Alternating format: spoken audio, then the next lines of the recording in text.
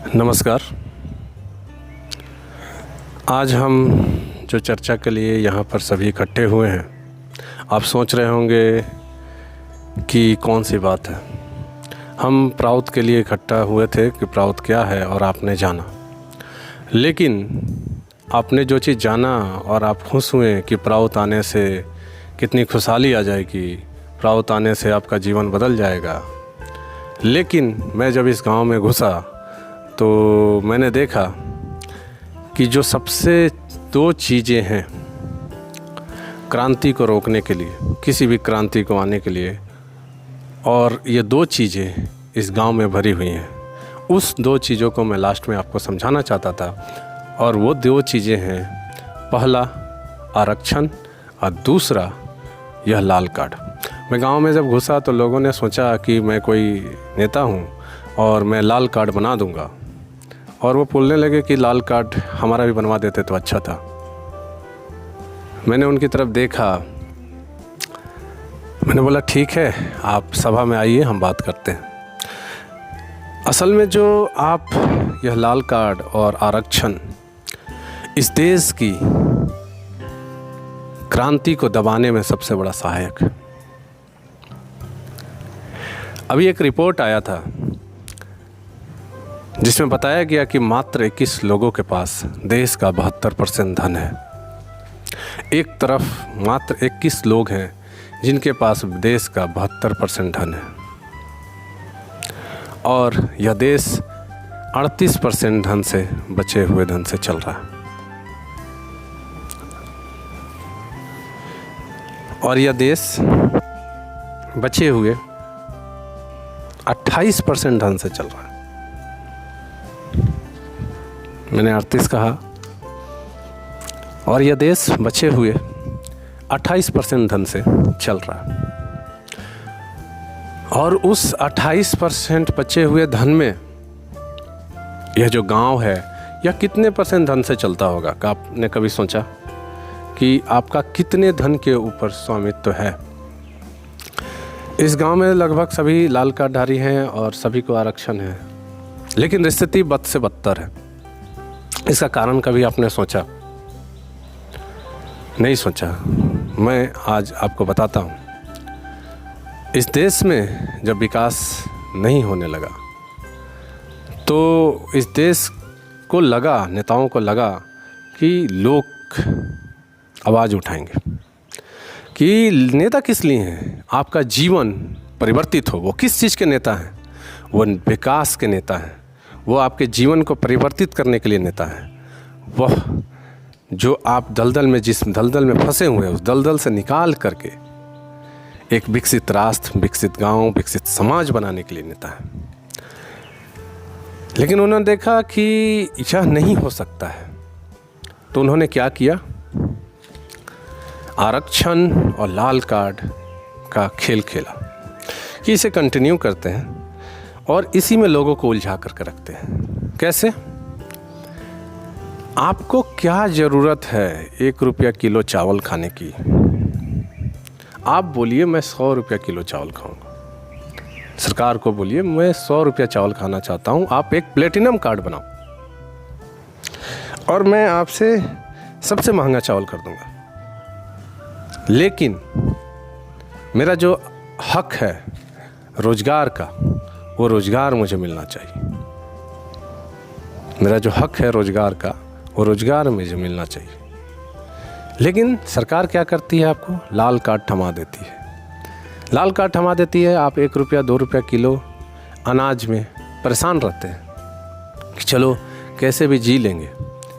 और जिनके घर भी लाल कार्ड है, वो लोग जो उनके बच्चे हैं सोचते हैं कि, उनके घर वाले हैं सोचते हैं कि चलो अनाज तो मिल रहा है और मजदूरी करके सब्जी वगैरह लेके चलेंगे। और उनके बच्चे जीवन को परिवर्तित नहीं कर पाते, वो लग जाते हैं मजदूरी में। तो आपको कहना क्या है? आप मुझे लाल कार्ड नहीं चाहिए, मेरे घर में एक नौकरी दो, बस इतना ही चाहिए। मैं 100 रुपया किलो वाला चावल खाऊंगा, मुझे प्लेटिनम कार्ड चाहिए, मुझे लाल कार्ड नहीं चाहिए। जिस दिन आप यह समझ जाओगे कि आप प्लेटिनम कार्ड के हकदार हो, लाल कार्ड के नहीं, उस दिन आप क्रांति करोगे, आंदोलन करोगे और उस व्यक्ति को लेकर के आओगे जो बताएगा कि नहीं, रोजगार आपको हम देंगे।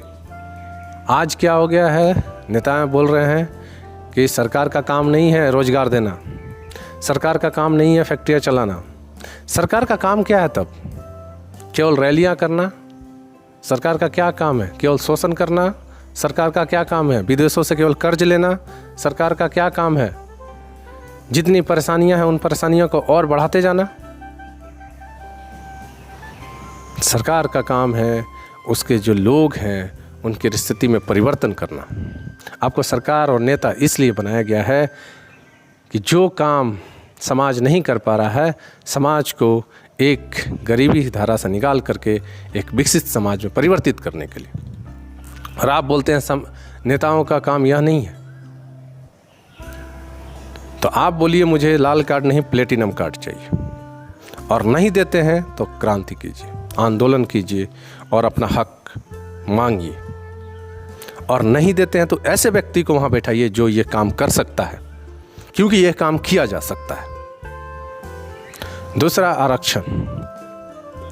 आप एक डाटा के अनुसार देश में हर साल 1 करोड़ लोग, 1 करोड़ बच्चे एडमिशन लेते हैं। किस में? मतलब ग्रेजुएशन में, इंजीनियरिंग में, मेडिकल में मिला करके लगभग 1 करोड़। उसमें से 85% बच्चे बैचलर करते हैं, मतलब 85 लाख। उस 85 लाख में से कितने बच्चे सेटल होते हैं, कुछ अनुमान है?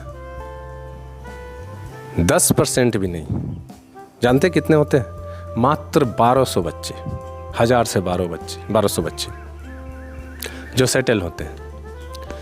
तो 1 करोड़ बच्चे एडमिशन ले रहे हैं तो 1 करोड़ बच्चे पास भी हो रहे हैं। तो 1 करोड़ जब हर साल बच्चे पास हो रहे हैं, उससे ज़्यादा इधर उधर करके और भी बच्चे हैं जो पढ़ नहीं रहे हैं। तो आपके राज्य में, देश में इतने लोग हर साल निकल रहे हैं और उनको रोका किस चीज़ से जा रहा है? आरक्षण से।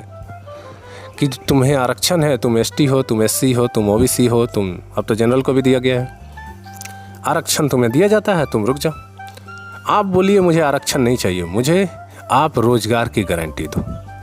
मुझे वो नेता चाहिए जो रोजगार की गारंटी दे, मेरी क्षमता के अनुसार, जो सभी को रोजगार दे। लेकिन आपको आरक्षण में फंसा दिया गया कि एसटी हो आपको आरक्षण मिलेगा।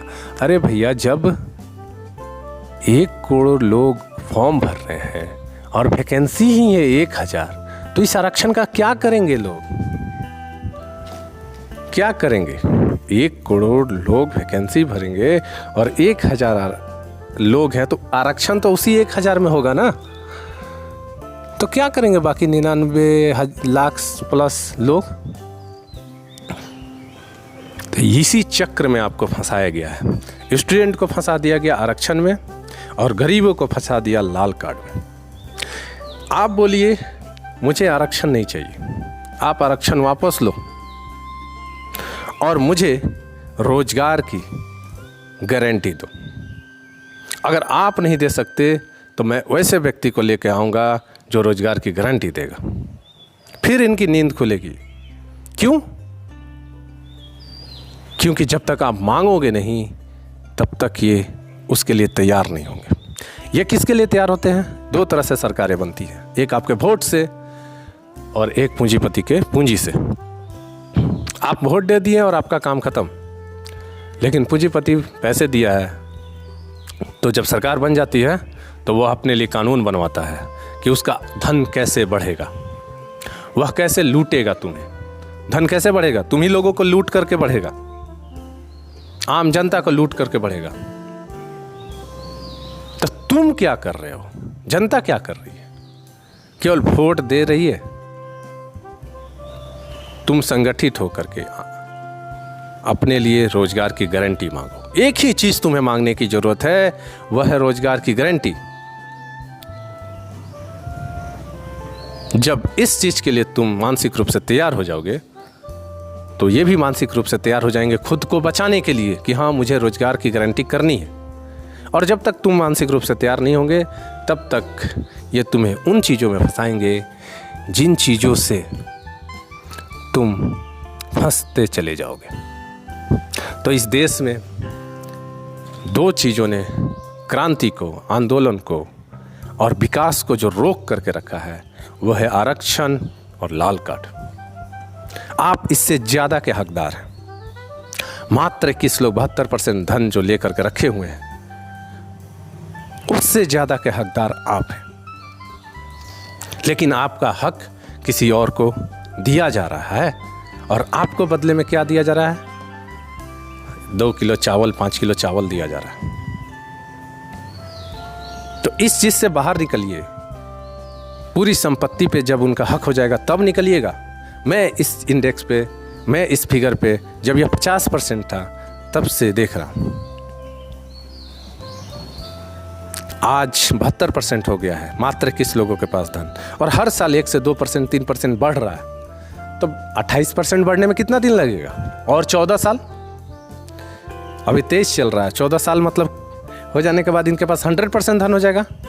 जब इनका सब कुछ हो जाएगा, 21 लोगों, 20 लोगों, 50 लोगों का सब कुछ हो जाएगा, तब ये आरक्षण जो दे रहे हैं तुम्हें, तब जो ये लोग तुम्हें लाल कार्ड दे रहे हैं वो देंगे। ये 20 लोग, 50 लोग बोलेंगे कि सारा देश हमारा है, हमने कमा लिया सारा देश को, और तुम भीख मंगे लोग भीख मांगने आए हो, ये सारा अनाज हमारा है। तब क्या करोगे? क्योंकि ये सोच रहे हैं कि जो कमा लेगा सारा धन उसका है। फिर हम क्या कर रहे हैं? हम लोग कौन है इस देश में फिर? तो अपने हक के लिए जागरूक होइए। आपको जितना मिल रहा है उससे ज़्यादा के हकदार हैं आप। नमस्कार, वंदे मातरम।